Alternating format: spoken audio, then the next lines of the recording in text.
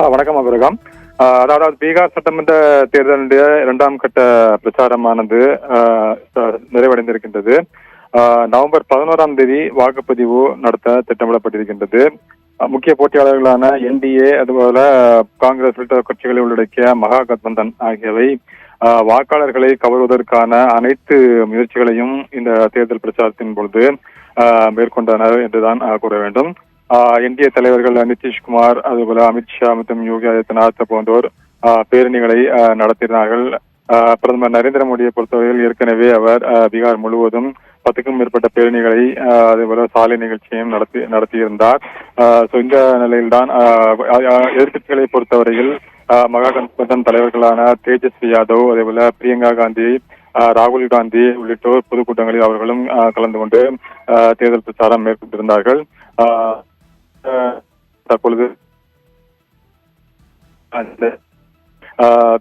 எதிர்கட்சிகளை பொறுத்தவரையில் ஆட்சிக்கு எதிரான ஒரு அலையை அவர்கள் தங்களுக்கு சாதகமாக நம்பிக்கொண்டிருக்கின்றார்கள். அங்கு பீகாரில் இருக்கக்கூடிய அந்த வேலைவாய்ப்பின்மை பிரச்சனை உள்ளிட்ட பல்வேறு பிரச்சனைகளை அவர்கள் முன்வைத்து இந்த விவகாரத்தில் ஆட்சிக்கு எதிரான அலை இருப்பதனால் தங்களுக்கு அது சாதகமாக இருக்கும் என்று எதிர்கட்சிகள் நம்பியிருக்கின்றார்கள். அதே நேரத்தில் தேசிய ஜனநாயக கூட்டணியானது நிதிஷ்குமாருடைய இதுவரையில் நடைபெற்ற அந்த ஆட்சியுடைய அந்த சாதக பாதங்களை அவர்கள் நம்பியிருக்கின்றார்கள். இந்த போன்ற சூழ்நிலையில்தான் பீகார் தேர்தலில் இரண்டாம் கட்ட வாக்குப்பதிவானது நவம்பர் 11ஆம் தேதி 20 மாவட்டங்களில் உள்ள 122 தொகுதிகளை உள்ளடக்கி நடைபெற இருக்கின்றது. ஏற்கனவே நடைபெற்ற முதல் கட்ட வாக்குப்பதிவில் 64.6% வாக்குகள் பதிவாயிருந்தது. அதில் பெகுசராய் 67.32% அதிகம் பெற்று முன்னிலையில் இருந்தது. ஷேக்புரா குறைவாக 52.36% பதிவாகியிருந்தது.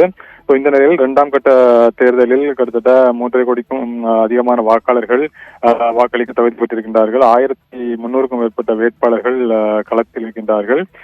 இது தற்பொழுது இந்த தேர்தல் ஆனது பீகார் தேர்தலானது ஒரு மிகப்பெரிய எதிர்பார்ப்புடன் தற்பொழுது நடைபெற்றுக் கொண்டிருக்கின்றது. அங்கு நாம் பார்த்தது போல வாக்காளர் பட்டியல் சிறப்பு தீவிர திருத்தம் மேற்கொள்ளப்பட்டு அதன் பின் நடைபெற்ற தேர்தலில் அதிகப்படியான வாக்குகள் பதிவாகி இருக்கின்றது என்பது நாம் பார்க்கப்பட வேண்டிய ஒன்று.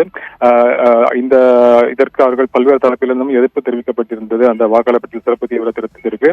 அதன் பிறகு தற்பொழுது தேர்தல் நடைபெறக்கூடிய சூழ்நிலையில் அங்கு அதிக அளவில் வாக்கானது பதிவாகி இருக்கக்கூடிய ஒரு சூழ்நிலை காணப்படுகின்றது. இந்த நிலையில்தான் தற்பொழுது இரண்டாம் கட்ட தேர்தலானது நவம்பர் 11ஆம் தேதி நடைபெற இருக்கக்கூடிய சூழ்நிலையில் அதற்குண்டான பிரச்சாரமானது தற்பொழுது ஓய்ந்திருக்கின்றது. அபிரகாம்,